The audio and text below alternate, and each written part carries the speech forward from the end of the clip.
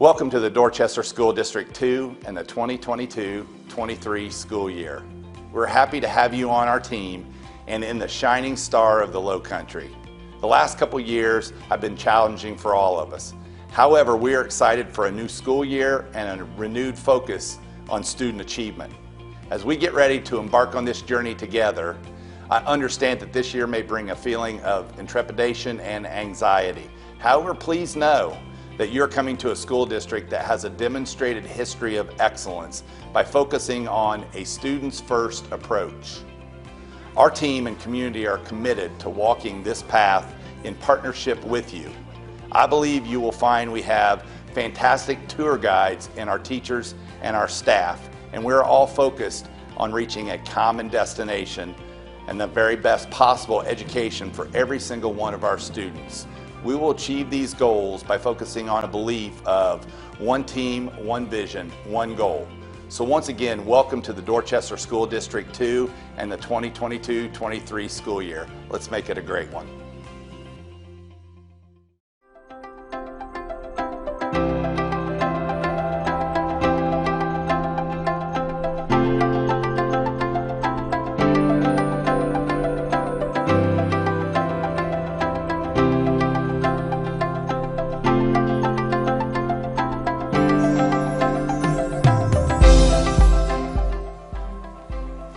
On behalf of the Board of Trustees, we would like to welcome you to our family here at Dorchester School District 2. You are here because you chose to pursue your career in a district that strives to be the very best that it can be. A district that supports and celebrates its employees, and most of all, a district that puts all children first. Thank you for choosing us. Please allow me to introduce you to our Board of Trustees. Ms. Barbara Crosby. Ms. Crosby serves on our facilities and budget committees. She is a retired veteran teacher of 30 years with 2 master's degrees, one in school administration and one in elementary education. She understands firsthand the challenges and rewards of a teacher. Mr. Justin Farnsworth. Mr. Farnsworth serves on our policy committee, and he is a former member of the United States Navy. He's an exclusive agent and financial representative at Farnsworth Family Agency. He would like you to know how thankful he is for the noble profession you have chosen and looks forward to celebrating many successes with you. Mr. Evan Guthrie. Mr. Guthrie serves on our facilities committee. He is a local attorney and brings helpful legal tips to the Board of Trustees. He expressed his desire for you all to know how appreciated you are, and he wants to assure you that the board is here to support you with a listening ear. Mr. Brian Mitchum. Mr. Mitchum serves on our budget and legislative committees. Just a few years back, he worked tirelessly to present reasons to the community that our district needed a bond referendum for new school construction to help with our ongoing overcrowded school situations. His work was a great success when the community overwhelmingly voted yes for a much-needed referendum. He is currently the vice chair of a local bank. Ms. Tanya Robinson. Ms. Robinson, who is a school board vice chairman, serves on the legislative committee.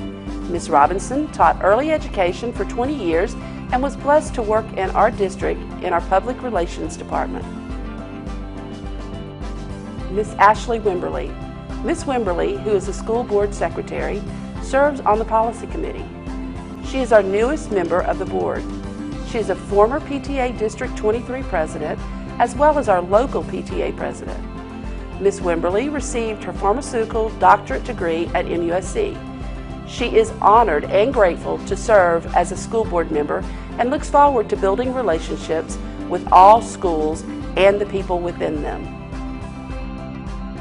My name is Miss Gail Hughes. I'm currently your Board of Trustees Chairman. I'm a local sign graphics business owner.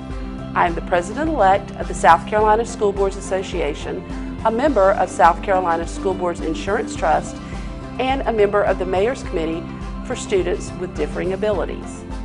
We hope that you realize that you are hired because you're not just good, you're the best of the best.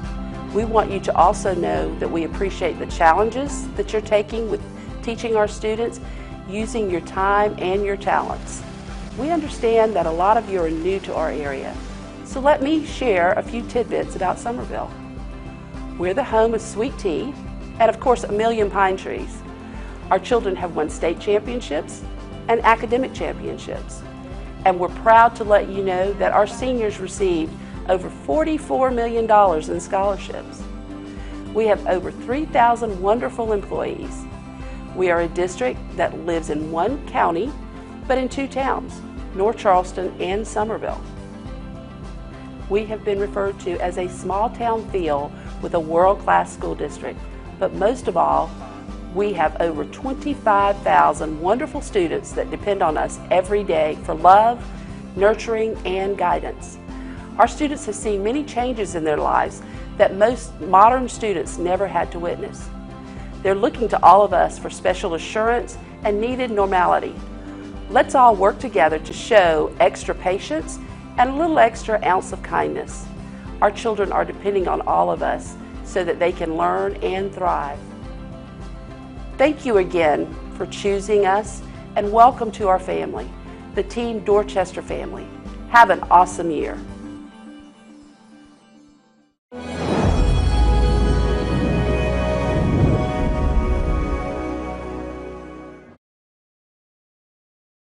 Hello, and welcome to Dorchester School District 2. I am Scott Matthews, one of the Directors of Personnel. And what I'm going to be doing is taking a few moments to go through what's in our Personnel Handbook and highlighting some of the important things in our Personnel Handbook.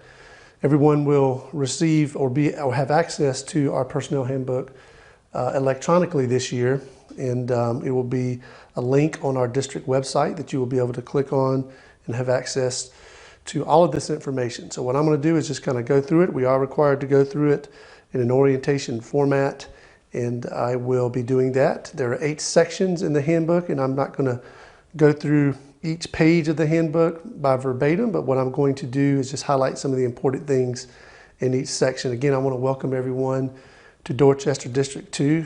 We are so excited that you are joining our Dorchester School District family, and we're looking forward to an outstanding school year.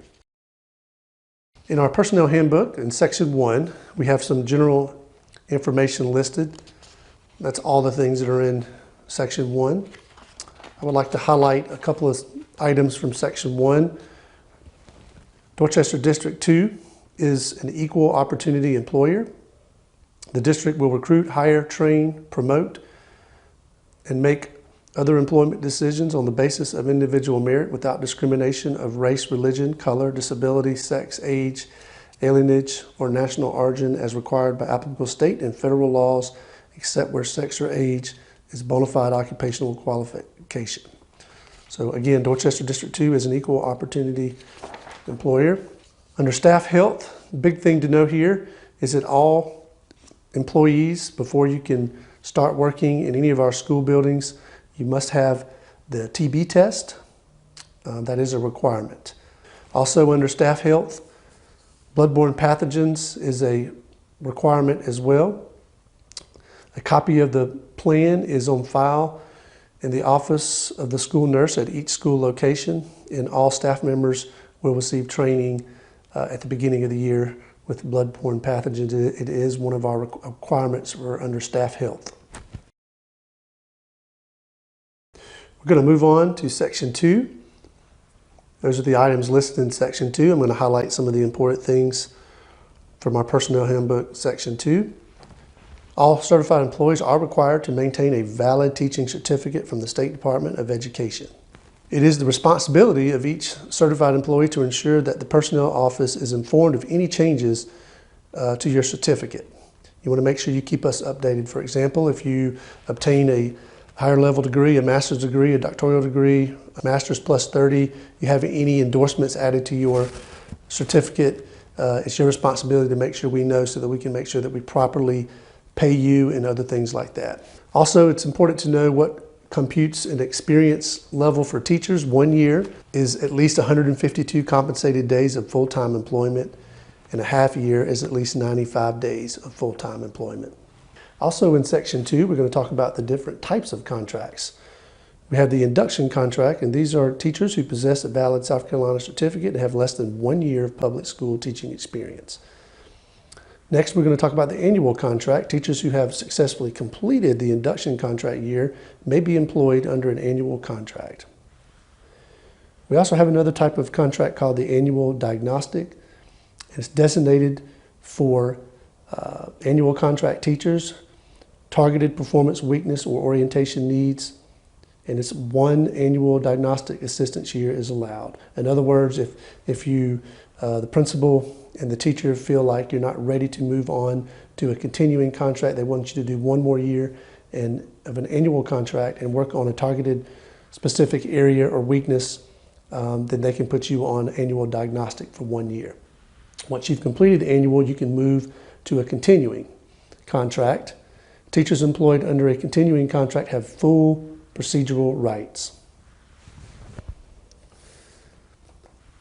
Next, I'm going to talk about employment dismissal provisions. The employment and dismissal provisions do not apply to teachers under induction, annual, or annual diagnostic contracts. Teachers holding alternative certifications will be evaluated following the same sequence required for traditionally certified teachers. It's also important to know that before April 30th of each year, the Board of Trustees shall decide and notify in writing the teachers concerning their employment for the upcoming year. Notices of intent not to renew an employment contract shall be given in writing no later than April 30th of each year.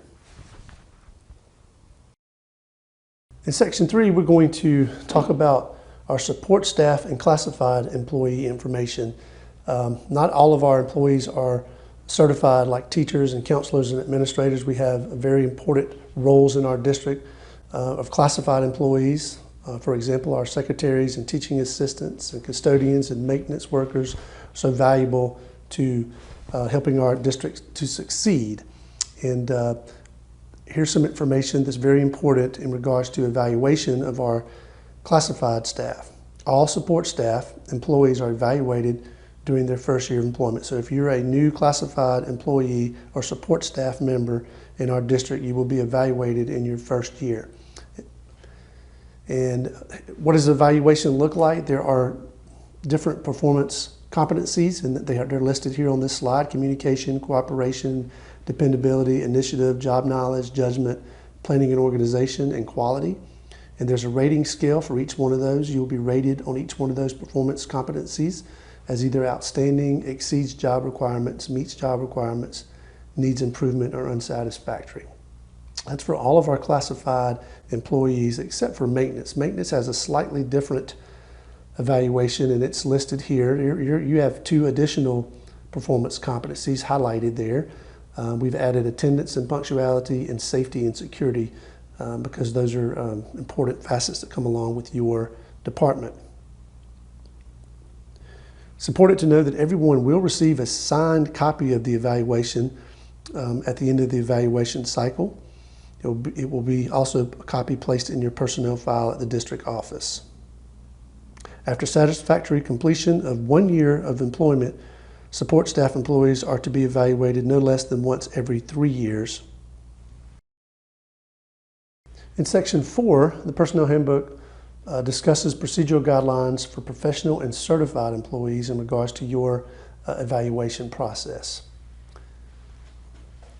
Induction contract evaluation. In Dorchester 2, induction teachers must successfully complete the induction program and must pass the evaluation to be eligible for an annual contract. Regardless of the evaluation outcome, the district may or may not rehire. Annual contract evaluation.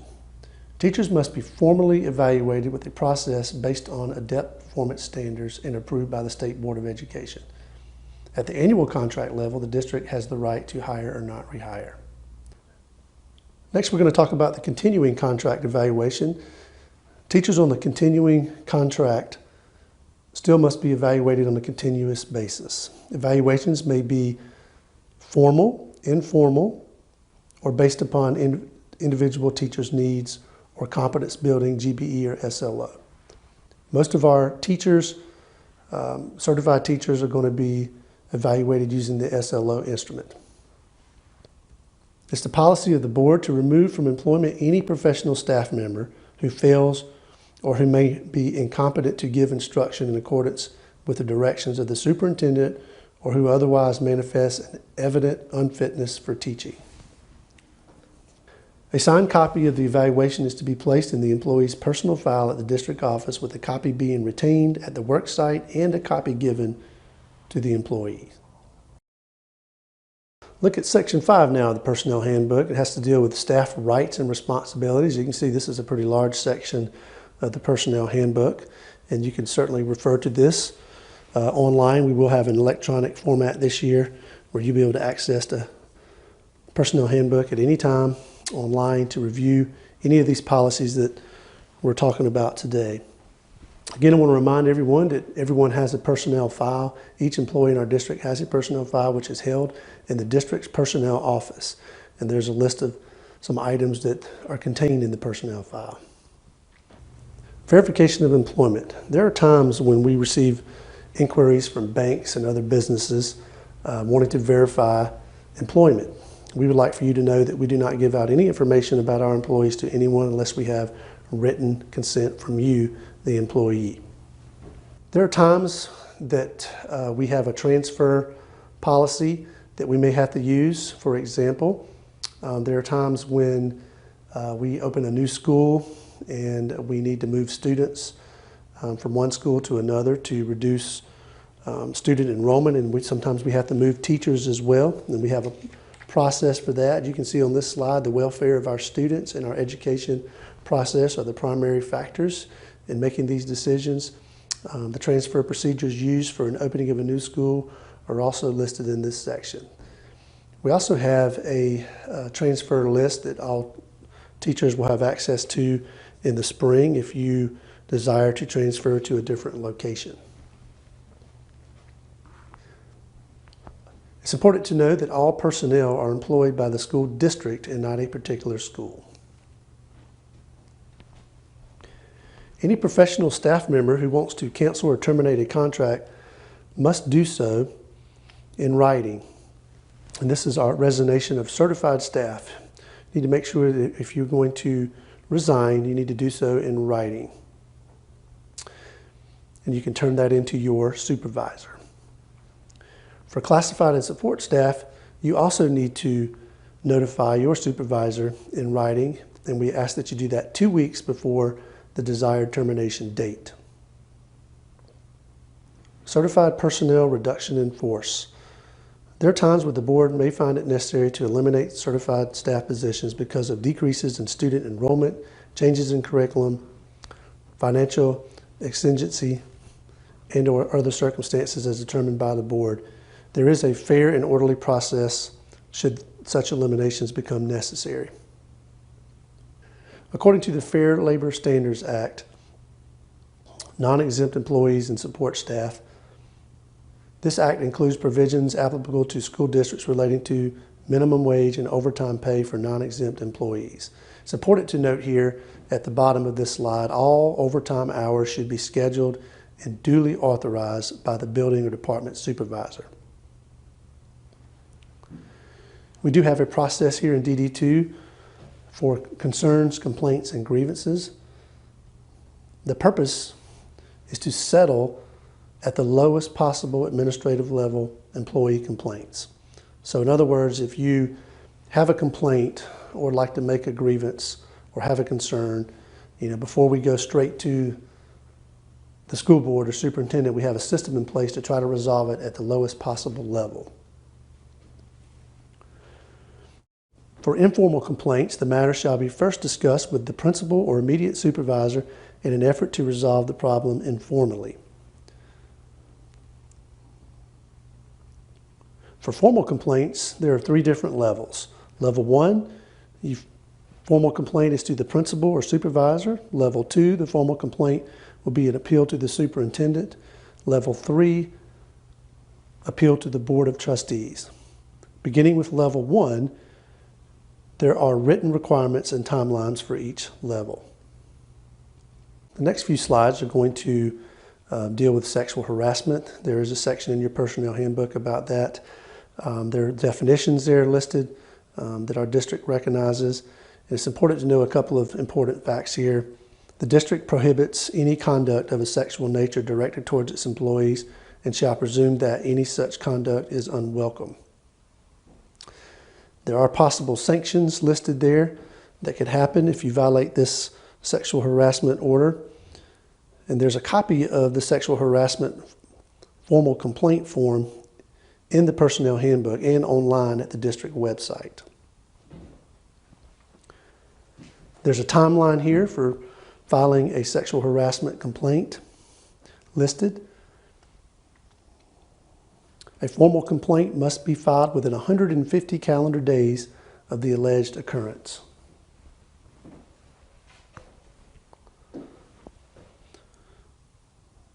Employee rights and responsibilities, sexual harassment. The policy of the district forbids discrimination against any employee or applicant for employment on the basis of sex. The board will not tolerate sexual harassment activity by any of its employees. Dorchester School District 2 is a drug-free workplace. No employee will unlawfully manufacture, distribute, dispense, possess, or use any drug on or in the workplace. Drug-free workplace. Workplace means the site for the performance of work done for school district. Workplace includes any school building or any school premises or any school-owned vehicle or any school-approved vehicle used to transport students to and from school. It also includes off-school property during any school-sponsored or school-approved activity or event. Dorchester School District 2 also prohibits staff use of tobacco. Employees of Dorchester School District 2 and visitors shall not use tobacco products in any form at any time in district facilities or in school buses. This policy also includes the use of such products by employees on duty at school functions and activities. And this also includes e-cigarettes and vapes as well. Listed in the personnel handbook is our professional attire. Employees of Dorchester School District 2 are expected to dress in a manner which befits their professional status and is a model for the children in the community they serve. And there is a list of what's expected in the personnel handbook. There are some exceptions. There are times when certain departments may require a specific uniform, and they're listed there, like our maintenance, warehouse, technology, food service. Next, we're going to talk about the use of technology. The term educational purpose includes student-related classroom activities, career development, and high-quality student self-discovery activities. In other words, our technology should always be used with an educational purpose in mind. Next, we're going to talk about unacceptable use of technology. Obviously, we just stated that we need to make sure we're using technology always for educational purposes, which means here are some unacceptable uses: illegal activities, inappropriate language, inappropriate access to materials. We want to have respect for privacy. Do not repost a message without permission. Respecting resources limits, no spamming or chain letters. System security is very important. Never share your password. Staff rights, search and seizure, and due process. Just know when you are using a district computer, everything that you do on that computer can be logged and investigated if necessary. Next, we're going to talk about social media and words of caution. Refrain from accepting students as friends on personal social networking sites. Consider carefully what you put on social media, as once you post something, it is available forever electronically. Refrain from using any type of technology to discuss work-related happenings or issues. Next, we're going to talk about items from Section 6 of the Personnel Handbook, which deals with all the different types of leave. Sick leave. It's important to know that sick and personal leave that is not used may be accumulated up to 190 days if employees do not violate their respective contracts. Employees may use sick leave only for their own illness or the illness of their spouse, child, or parent. Sick leave is transferable to any district in South Carolina. Dorchester District 2 will accept up to 90 days from other districts or state agencies, provided the employment is consecutive and occurs within 6 months following the termination from the former South Carolina district or state agency. Family and Medical Leave Act. Employees are entitled to up to 12 work weeks of unpaid family and medical leave in any 12-month period under the Family Medical Leave Act. The district will continue to pay the district's share of health benefits during the leave. You must be eligible for the Family and Medical Leave Act. An employee who has worked for the district for at least 12 months, provided they worked at least 1,250 hours in a 12-month preceding the beginning of the leave. When FMLA is foreseeable, the employee must notify the district of his or her request at least 30 days prior to the date when the leave is to begin.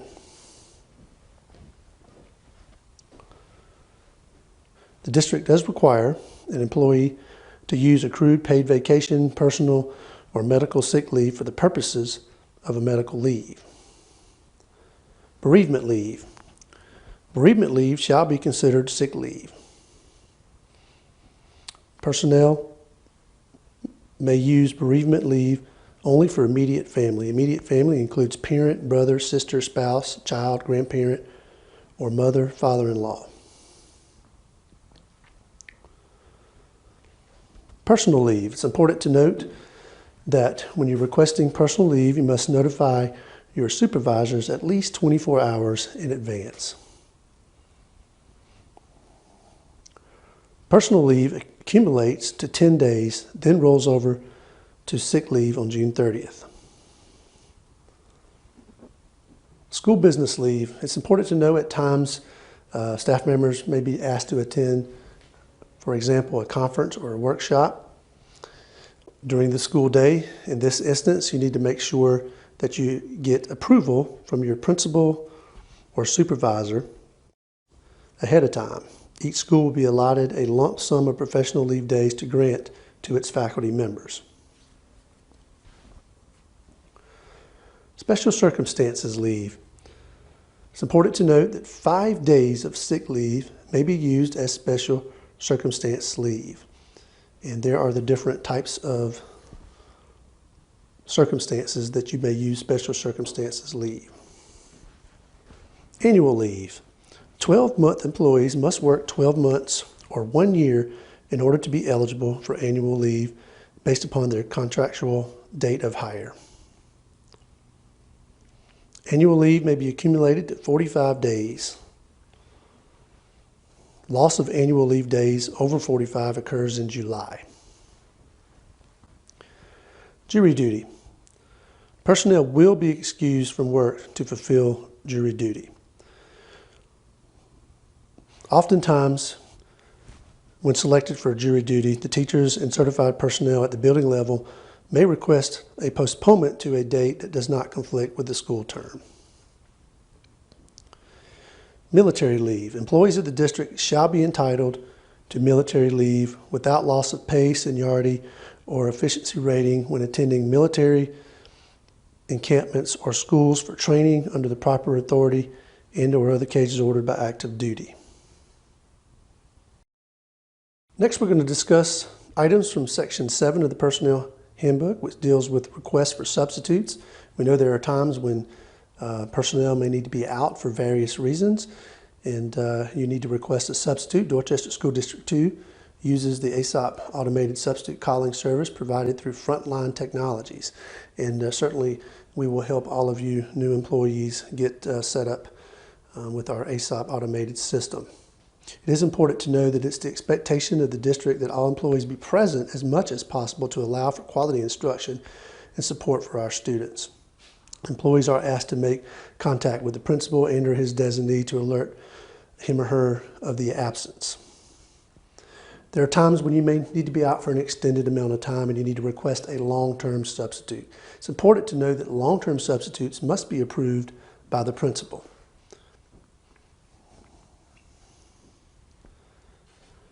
And now we're going to move to Section 8 of the Personnel Handbook. This is the last section of the handbook, which deals with wages and benefits. A couple of items to highlight here. The district does offer activity passes. Activity passes are issued annually to all interested full-time employees. These passes admit the employee to all home athletic events, excluding playoff games. So that's a nice benefit for our employees. It's also important to note summer and unemployment benefits. All full-time employees who receive a written or verbal contract for the next school year in Dorchester County School District 2 are not eligible for summer unemployment benefits. At this time, this concludes all 8 sections of review of the personnel handbook. Again, all new employees and all employees will have access to the personnel handbook electronically this year. You can refer to it as often as you need to. Certainly you can contact personnel if you have any questions. We're always here to help you and to support you. It is important for you to know that you are expected to know and adhere to all the policies and procedures delineated in the district's personnel handbook. Following this section of the presentation, there will be an electronic acknowledgement form that you must complete. Please click the link and complete the form in order to acknowledge that you have completed the personnel handbook orientation. We are so excited to have you join Dorchester School District 2, and we look forward to seeing you all very soon.